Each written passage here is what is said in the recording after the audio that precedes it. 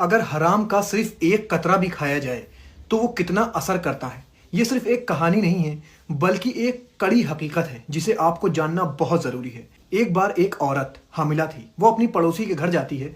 दोनों बैठकर बातें कर रही होती हैं। पड़ोसी के घर में एक नींबू का पेड़ लगा होता है जिसमें पीले पके हुए नींबू लगे होते हैं। औरत के दिल में ख्वाहिश पैदा होती है लेकिन शर्म की वजह से वो मांग नहीं पाती है। जब पड़ोसन अपने किचन में चली जाती है तो उस औरत से एक छोटी सी गलती हो जाती है। वो क्या करती है कि एक सुई निकालती है और उस एक नींबू में सुराख करती है और उस जो सुई में उसका रस आता है उसे वो चूस लेती है। अब ये काम करके वो घर आ जाती है। वक्त गुजरता है। उस औरत के घर एक बेटा पैदा हुआ। बच्चा बड़ा हुआ और गलियों में खेलने लगता है। गांव में किसान और पानी बेचने वाले आते ही जाते रहते हैं। अब बच्चा क्या करता है कि चुपके से उनके पीछे चलने लगता है और जब कोई उसे देख नहीं रहा होता है तो वो पानी की जो मशक्कें होती हैं उसमें वैसे ही छेद करता है जैसे उसकी माँ ने नींबू में किया था और उस मशक से जो पानी टपकता है वो उसे पीता है। अब लोगों को लगने लगा कि उनकी मशक में जो छेद हो रहा है, जो सुराख हो रहा है, ये कोई एक्सीडेंट से नहीं हो रहा है, ये कोई कर रहा है। और वो लोग इस पर नजर रखते हैं तो क्या देखते हैं कि एक छोटा बच्चा उनकी मशक में छेद करता है और जब पानी गिरने लगता है तो वो मशक से पानी पीता है।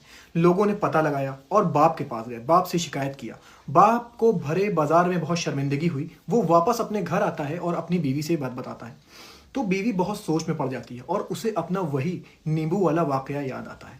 वो रो पड़ती है और अपने मियाँ से कहती है कि इस बेटे के पैदा होने से पहले मुझसे एक छोटी सी गलती हो गई थी। मैं अपने पड़ोसी के घर गई थी और उससे बिना पूछे मैंने उसके नींबू में सुराख किया था और उसका रस पिया था।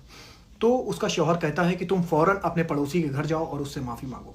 औरत फ़ौरन अपने पड़ोसी के घर जाती है, उससे माफ़ी मांगती है। पड़ोसन उससे कहती है कि उस दिन अगर तुम मुझसे मांग लेती तो मैं पेड़ में लगा हुआ हर एक नींबू तुमको दे देती। दोनों एक दूसरे को माफ़ कर देते हैं और अल्लाह के हुक्म से बच्चे का जो अजीब रवैया था वो ख़त्म हो जाता है।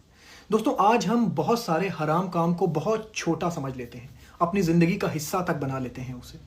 दोस्तों, हम लोग कहीं से अगर हराम मिलता है तो उसे फ़ौरन खा लेते हैं। दोस्तों, अमानत में ख़यानत हम लोग कर देते हैं और ये सब सारी चीज़ों को बहुत नॉर्मल समझते हैं। लेकिन हराम का सिर्फ एक कतरा भी अगर आपके बदन में चला जाता है तो वो आपकी रूह को ख़राब कर देता है, आपके इखलाक को ख़राब कर देता है और आपके आने वाली नस्लों तक पे उसका असर होता है।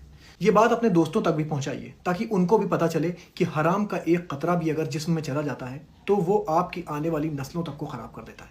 शुक्रिया दोस्तों, मैं आपके पास ऐसे ही वीडियो लेकर आता रहूँगा। अपना बहुत ख्याल रखिए और मुझे अपनी दुआओं में याद रखिए। अस्सलाम वालेकुम।